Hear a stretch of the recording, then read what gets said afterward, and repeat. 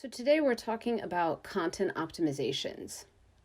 So first and foremost, what is an optimization regarding content? That is the process of making sure our content is written in a way that it can reach the largest possible target audience, and it's written for them using the terms that they're using to search for things. We want to make sure that as we're optimizing content, we're including valuable researched keywords. We are taking a look at some of the finer details of the content too, which we'll get into later on in this presentation.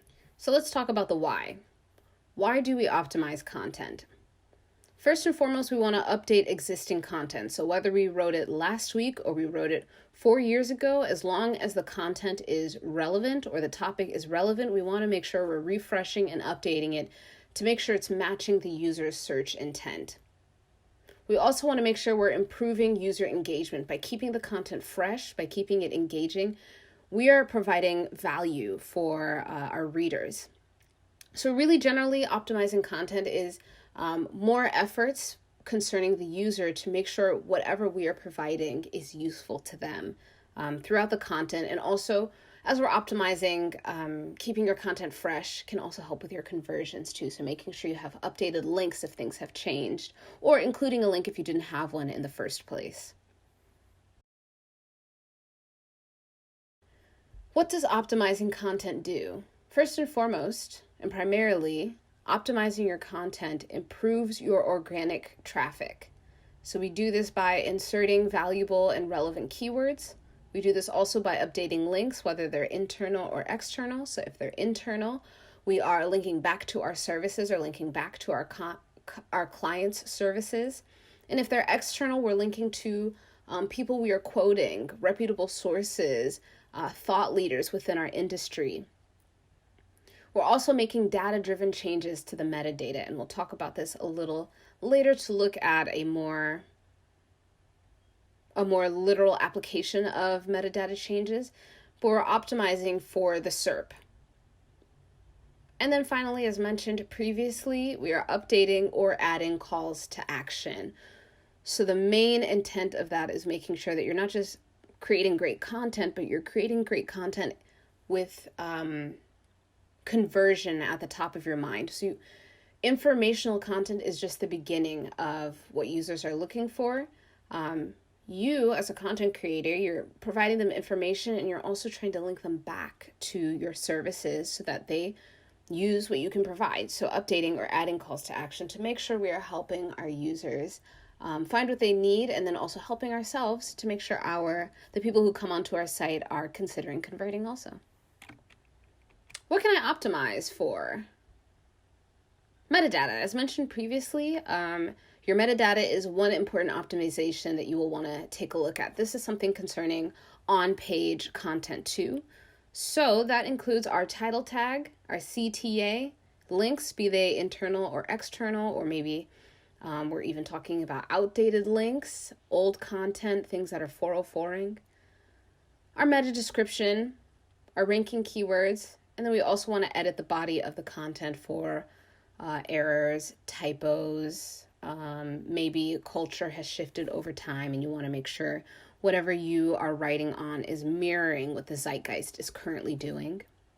And then we also want to win answer box opportunities. So when you pop onto Google and you ask Google a question, sometimes they feature a snippet from a website, and those websites garner quite a bit of traffic. So we want to make sure that if we're in striking distance to win an answer box opportunity, that we are optimizing our content to make sure that we are eligible or we can win those opportunities. So let's take a closer look at this metadata. So in the white is the original of what our client already has, and in that highlighted blue are our suggested and recommended changes considering our optimizations and our keyword research. So looking first at this current title tag, we don't really have anything referencing our client, and it looks like in our targeted keywords we have a keyword that is still relevant to include in our title tag. So our recommended title tag includes our keyword as mentioned previously and our client also. In our H1, we have the title tag, or the H1 looking pretty similar to our title tag minus the client's name. And then if we look at our meta description, some things we might optimize for are if the meta description is too short, then filling that out to make sure it's relevant and it's giving a really brief summary of what the content includes. We also want to make sure it has a call to action as well. If your meta description is too long, for example, then figuring out ways to squish the content and making it a little shorter so that it fits in within the parameters of the character limits for meta descriptions.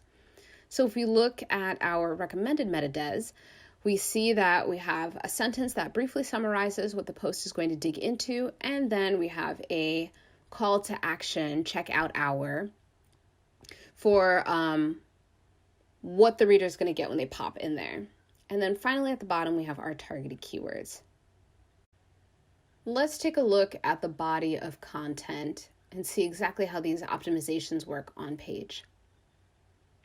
So on the right-hand side, we have some tracked changes of what has changed in the content. And this is a good practice, especially when you're working with a client, so that they can see the differences in what you've done and what their content used to do, so that it's easier for whoever is going back into the CMS to make changes to go ahead and do so. So here we have some minor changes throughout the copy to enhance readability. We also have a few updated links too with the Environmental Protection Agency. And then we've updated the content for whatever is changing in the zeitgeist, as mentioned previously. And finally, let's talk about CTAs. So when your reader gets to the very bottom of the content, they've been there long enough that they've probably read through the whole thing, or they've found it relevant enough that they've stayed on your page. So if a user has stayed on your page that long, it's a good idea to include a CTA so that they can take you up on the services that you offer. So in this particular example, we have a CTA to a previous blog post so that if they're really enjoying reading the content, they can go and they can keep surfing what your client or what you have to offer.